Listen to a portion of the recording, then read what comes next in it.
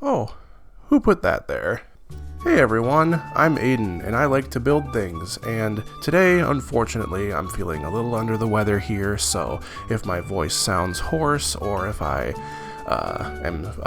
sound congested, or have a bit of a brain fog going there, then that's why, but today is still an exciting day for me because I have a new package in the mail that I want to show the contents of to you guys.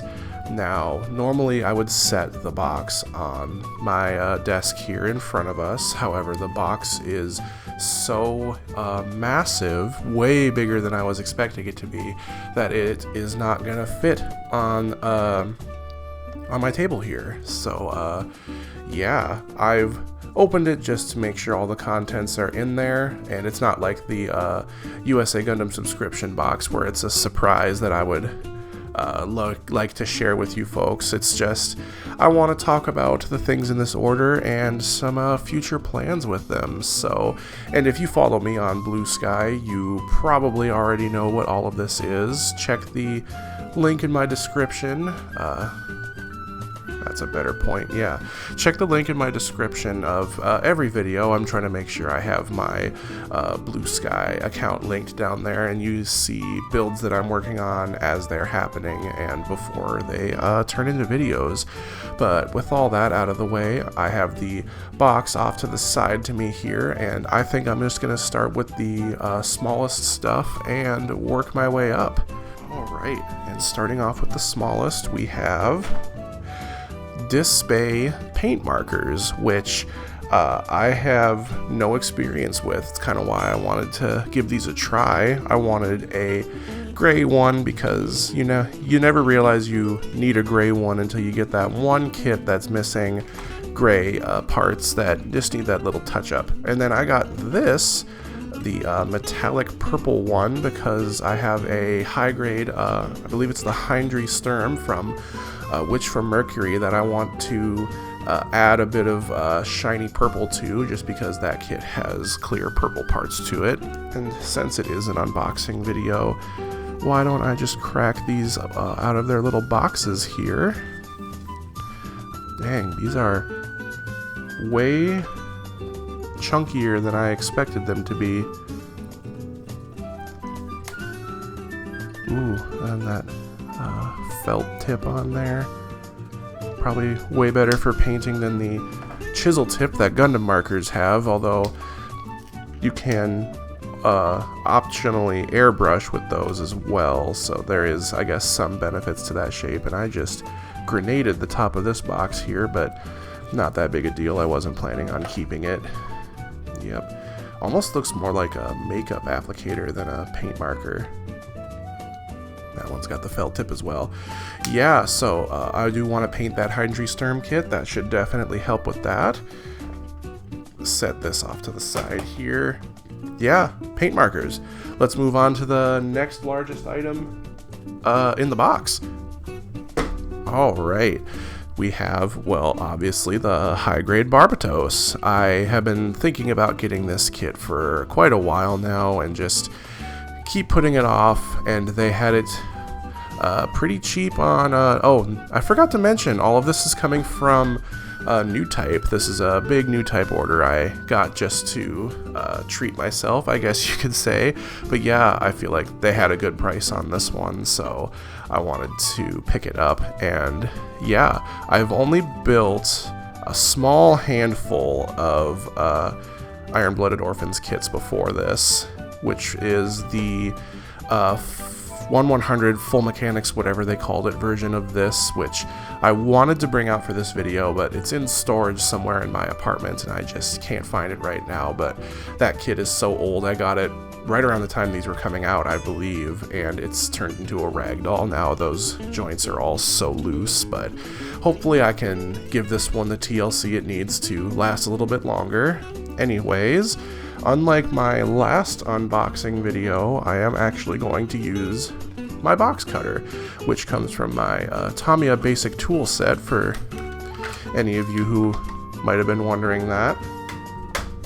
Just gonna put this back here, and let's do it in the way I usually do it.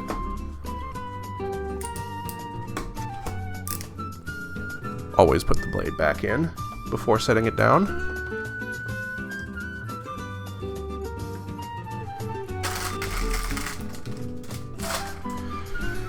I'm so used to much newer Bandai kits that seeing this little English in an instruction manual weirdly feels alien to me. It really shouldn't. But yeah, I'm honestly super surprised at just how simple this kit is just by unboxing it here.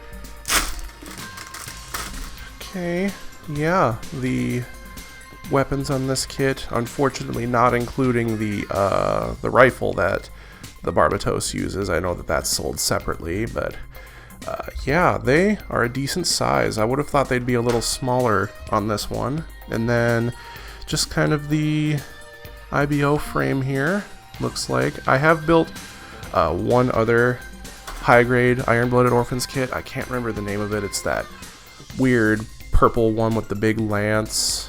I don't remember what it's called, but that was so long ago that I don't remember much about it. But looking forward to having another main character suit in my collection. Can't forget the poly caps, of course. And yeah, that seems about right. I know that the 1/100 kit that I also have had a pretty substantial sticker sheet too. I think it was actually covered more details than this does, but it's just some blacks and reds and pinks, which I have paint for now, so I don't think I'll be using that when I eventually build this and paint it. Interesting.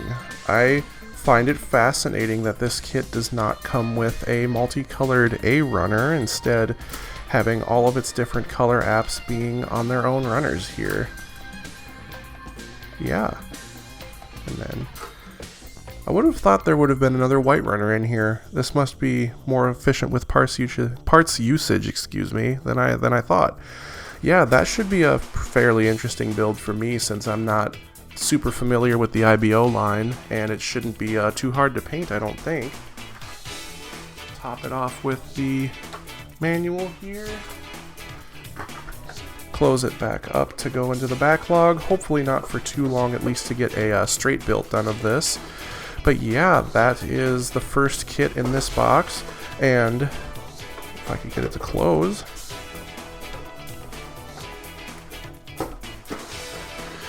The only Gundam kit in this entire order. The other kits in this order are not from Gundam at all, actually. So, little teaser of what's to come. Let's move to the next biggest thing in the box.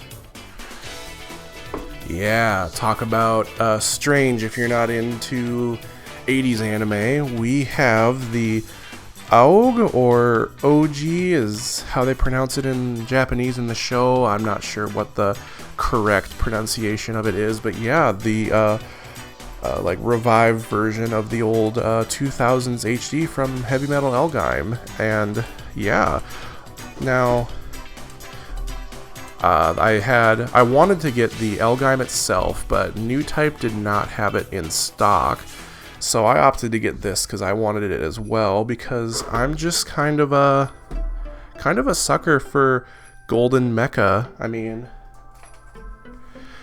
can't wait to have these two able to be standing next to each other after I have it built. I'm not super familiar with this kit here. I'm wondering if it's gonna look any similar to my Yakushiki Revive here. So yeah, I have, like I said, no real experience with this kit. I've seen a couple people talk about it online. Let's get it cracked open and uncover some of the mysteries.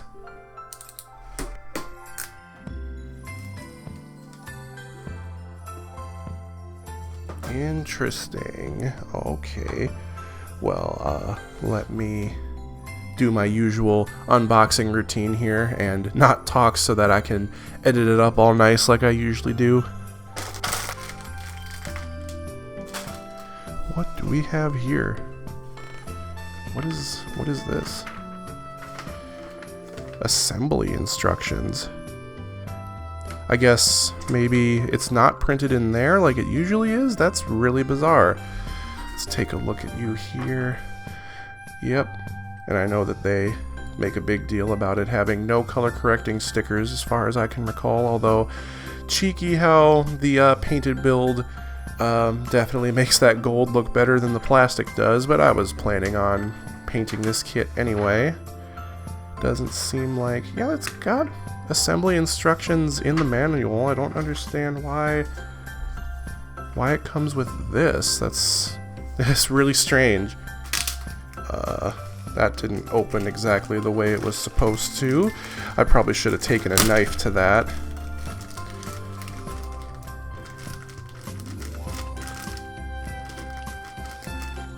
Oh, screw it.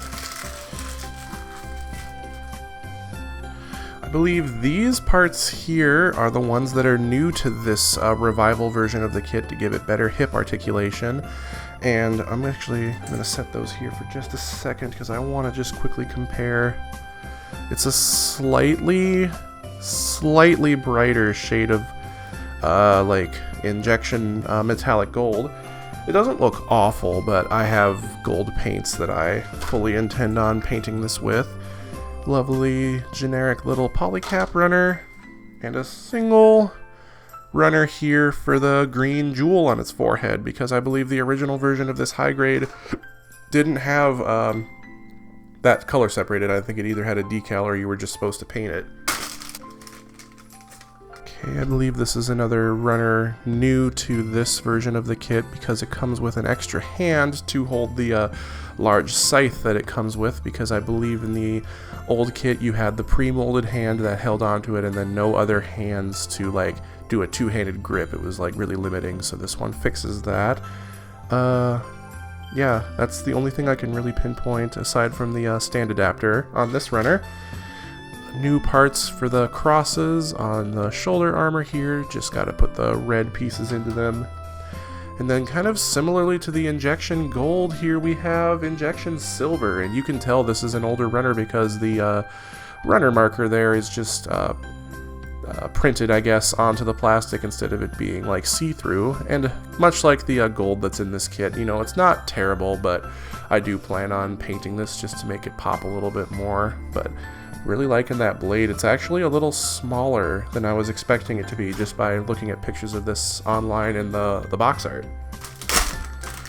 Talk about a smooth unboxing. So here we have the old hip joints, if I'm not mistaken, and I can see how those would be incredibly limiting on the original kit, but you also have these big pieces here that I think are for the skirts that are way bigger than I thought they would be for sure, and just more of that gold that looks just okay. Okay, here we have some parts for the chest as well, which that part is actually bigger than I was thinking it would be. And I think these are parts for the legs, the groin, more of the shoulder armor. Yeah, looks like we have one more bag for this one. Proper clear beam saber parts for the, I think this thing only comes with one physically molded beam saber, and the like stash of them that it has in the show is all molded, because I guess I'll show this one here first. Yeah, we got that lovely shoulder armor there, and then this massive molded piece here with the other beam sabers. It stows up underneath there, that just molded detail, you can't separate them, but oh, we have the head right there molded upwards like that, the eyes, which I'm gonna hold this closer to my face for a second here. Oh, I hope I can get that to focus without bumping my camera and making it shake again. I don't know if that's coming in clear. Let me hold that steady. Yeah, this thing does have eyes as part of its visor, and they are molded in there, and they're molded in there quite well. So, can't complain about that. Not at all. And then we do have the red parts there for the cross on the shoulder. Maybe that was original to this kit, actually, now that I'm looking at it, because this is an old runner here, so unless this stuff over here is new, I could be misinformed about that. And then the last runner we have here is all of our, I guess, inner frame parts, at least for the legs for when those hatches open, and that is molded pretty well. I mean, it's an Elgheim kit, it's got to have the inner frame, and then it's got some very lovely molded hands there, not looking too bad. There's the pre-molded one that holds the weapon. Some of those weird piping details for the neck. No rubber tubing in this kit at all, which for an Elgheim kit I mean, they're all kind of about their rubber tubing, yeah. Yet another one for the backlog. Feels like this one might take a little bit more time than the Barbatos I just opened, but we are still not yet finished with this box. Let me set this aside and move on to the next biggest one. Continuing the trend of 80s Mecha anime. Yeah, they had this one for sale on there, and I know some people think the design of the Dragonar is a little goofy. I honestly really enjoy it myself. It's an anime that, as I'm making this video, I haven't seen yet. I do plan on watching it eventually, but currently in the middle of watching Elgheim. I want to watch Dunbine after that, and then maybe this one or Vifam I might watch after that. So it's a little ways down the line, but let's see. Does it show it on here? Interesting. I know this kit has a nearly complete inner frame. Oh yeah, there it is. Yeah, it's got a pretty much complete inner frame minus the head and I guess the feet. So I love that on 1/144th kits, especially when they aren't part of the real grade line. That's another big reason I wanted to pick this one up.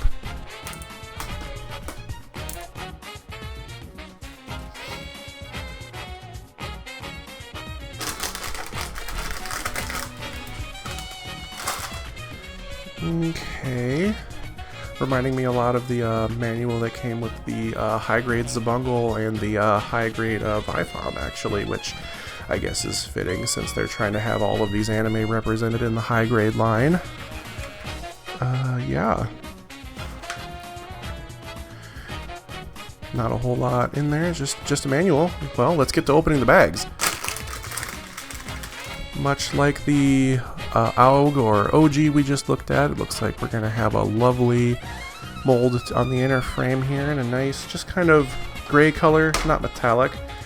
Bit of the white parts here for our armor, and I know that originally the Dragonar had these stripes on its legs because Bandai wanted to show off multi-injection, color molding, whatever it's called. Kind of ironic to me that this kit can't do that, yeah. So, I mean, it's no big deal putting them on there. I just think that the entire reason it has that design is for multi-color molding, and this kit doesn't do it.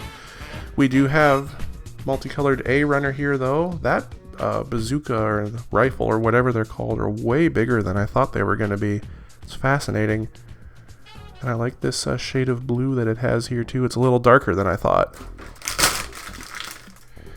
Just some more armor parts here. Yeah, parts for the mines, the double beam blade, whatever it's called in this universe. Yeah.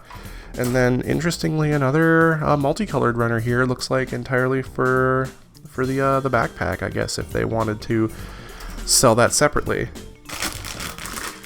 Oh, looks like a part fell off of the runner here. Hopefully that doesn't have too gnarly of a nub mark to clean up there. Looks like it might take a little bit of TLC. Hopefully I don't lose track of that too bad. But yeah, the rest of our inner frame parts here. Lovely molding as I would expect, and just more of that gray color. Kind of reminding me of a 30-minute missions kit here. All we have is just this one runner of polycaps. They're all just ball joints balls. The plastic sticker for the shield here, which, yeah, there we go. Is also, again, reminding me of the high-grade Vifam, which used it for a very similar detail for the numbering on its chest. But yeah, just to save me the trouble of needing to paint the number 1 on the shield. And then beam effect parts in yellow. Yeah, can't wait to build this one. Don't know when I'll get around to it as of yet, but it's one I've had my eyes on for a while, and I can't be happier to finally have it in my collection here. Yeah, well, we have one more thing left in this box, and it's the biggest and, dare I say, baddest one of this order. Should be very interesting, so definitely stick around through that one. I'm going to have a fair few things to say about that one. Why don't I just stop talking about it and get to it, though? Ooh, yeah. Doesn't that look nice? Yeah, more Elgheim representation because, I mean, it's currently what I'm hyper fixated on right now in terms of my anime watching. It's the only one of these sets that they have for Elgheim that isn't a premium Bandai release, and I feel like this is a pretty great selection on its own. I do know the Batshu has a new premium Bandai release as a high grade. So what this is in this box is just a repackaging of 4 retro Elgime kits in a single box like this. This box is also weirdly heavy, by the way. And all of these parts are compatible with the Atoll model kit that is also available, that I could have bought but opted not to. That design just doesn't really appeal to me. Maybe it will after I see it in the show, I'm not sure, but I need to get a high-grade Elgime. I gotta find me one of those. But yeah, let's crack open our final big boy box here.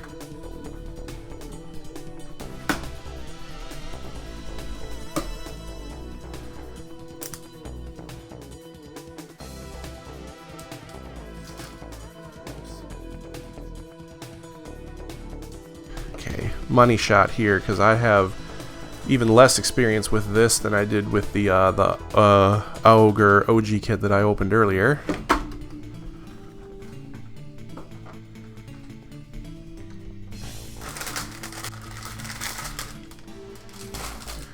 Interesting.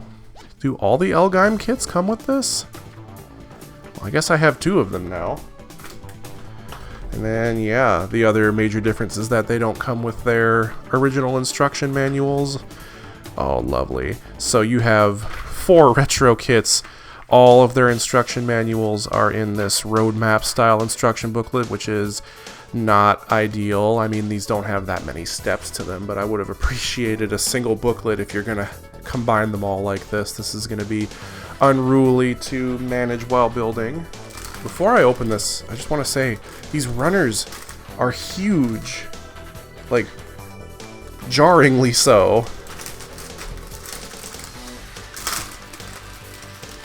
We have our first of many red pipe details, which I imagine is just the rubber tube with the copper in it. The molding detail on this is honestly not bad. The hands are terrible, as I would expect from a kit originally released in the 80s here. But yeah, and another thing about that, these kits do require glue, so no idea when I'm going to get around to these. But just looking at parts here for like the feet, this is for the G-Rune, or the Groon, I think is how they pronounce it in the show. Larger than I was expecting. And then, I mean, you look at this massive single runner here. This feels way bigger than I would have thought. So, big pieces for the legs and the torso. Shouldn't have too much articulation, but excuse me. Yeah, hopefully not too difficult to paint either. I love this sand blue color it's molded in, though. Try to find some semblance of order here. At least each of these runners are molded in distinct enough colors that I should be able to tell them apart when I am ready to build them. Before I show the runners, it looks like we have a couple of pieces that fell off yet again. Unless, no, I think those fell off the runner. So I might be watching my own video back here to keep track of loose parts in case I end up misplacing them, but I should remember they're for the Ashura temple here, which has more of these pieces that are molded pretty good considering the age of this kit. I can't complain about that. The dishes for these beam guns are bigger than I would have thought, though. Definitely. The hands, you know, they don't look terrible. They just don't look great, you know. Yeah. And then, oh, the cables for the Ashura Temple are packaged in their own plastic. I think I'm just gonna keep them in there for now. Yeah, I believe the thinner ones are for the beam weapons, and then the green one is for the joints. And then yet another huge runner. I mean, huge compared to something this size. The beam guns here are longer than I would have thought. They're longer than my finger there. And then the legs are huge. I think, yeah, that's the head. Also bigger than I was expecting. The big old dishes for the guns. Yeah. I mean, for a suit that, or I mean a heavy metal, not a mobile suit, a heavy metal that Gablet Gabale would pilot, I would expect it to be large, bold. So let's get to the next one. And then the bat shoe here also has its tubing in a separate bag, which is handy. I kind I guess it's just because the Groon only has the one tube. I guess it gets to free float, as it were. Oh my goodness. The Buster rifle, or as Gabele calls it when they first show it off, the laundry pole, is way bigger than I was expecting it to be. Oh, and it even has the dial on it. Yeah, it has. Oh, I hope that'll focus to change the like energy output of the beam there. Yeah, it has R&B written on it. I'm gonna quick put this down here just for reference. The Buster rifle is about 22 centimeters long, about 8.5 inches. So yeah, it's got a decent heft to it. And then everything about this is actually, I mean, aside from the hands, everything else is bigger than I was expecting it to be. Those hands are tiny little things. How the hell are they supposed to hold up that thing? And then the rest of the parts here in this interesting purplish blue color. The head with a seam line down all the way down the middle. That's not ideal, but yeah, looking great with the weird beam shields that it has. Yeah. I saved my personal favorite for last, though. Uh-oh. This one doesn't have a pull tab. Nope. I am gonna open it this way.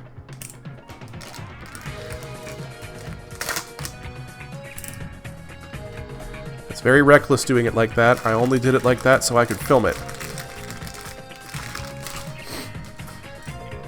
So yeah, unlike the other 3 kits in this 4-pack, the AUG or OG only has one runner all to itself.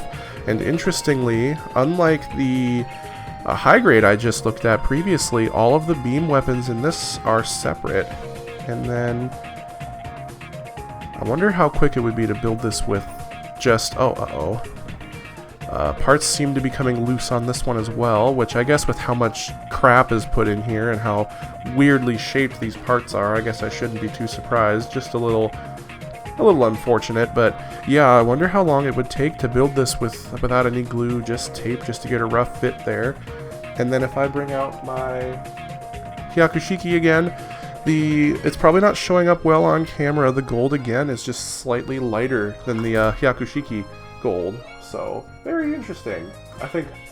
I do plan on painting that Hyakushiki kit in the same gold that I'm going to paint this in the high grade in, but yeah. Put you back there. Oh, I almost missed. A short little red cable for the OG, because I think it only has tubing in the legs. Now I'll pack it up. Yeah, I was not expecting those runners to be as large as they are, so I guess that's pretty much why this box is as big as it is. But yeah, those will probably be, they might be my full-time summer projects here, since painting for me is based on the weather entirely, and even then in the summer it can be difficult because it gets humid around here. Finally got that box back on, but how about I just wrap this all up here. So we have the A-class heavy metal set, the metal armor Dragonar, the OG, and I also just realized I never put this back in its box. The eye stickers for the Dragonar, I forgot to put those in the box, but I have those. I didn't lose them, but I was going to paint those details anyway. Manual, I think, is a little more important, although you can find scans of that on Dalong if you lose your manuals. Cap it off with the Iron-Blooded Orphans, Barbatos, and my markers. Interestingly, I did not get a new type sticker in this box. If I did, I can't find it, but I mean, it's not that big a deal. I have plenty of them on my cutting mat here. Yeah, more lovely stuff for the backlog. I'm probably going to start on some of this sooner rather than later for sure. Anyways, thank you all very much for watching this very exciting unboxing video that I have here in front of you, obviously. And again, I'm terribly sorry for the way my voice sounds or just seeming like I'm not all there. Hopefully I get over this sickness soon and I can focus on building some of this. In the meantime, I'll quickly plug, I do have part of my master grade Dunbind builds. I streamed that couple days ago as of recording this, and ideally when I have this video out, I plan on streaming building the rest of this on YouTube the day after this video uploads. Should be a Saturday at around 3 p.m. Central Standard. Love to see you there while I finish this really oddball retro kit that is falling apart in front of me. But yeah, thank you all very much for watching. I hope you have a lovely morning, evening, night, whatever time it is for you when you're watching this. See you all in the next video, which I think it's time I give another favorite of mine some lovin'. Y'all have a good one.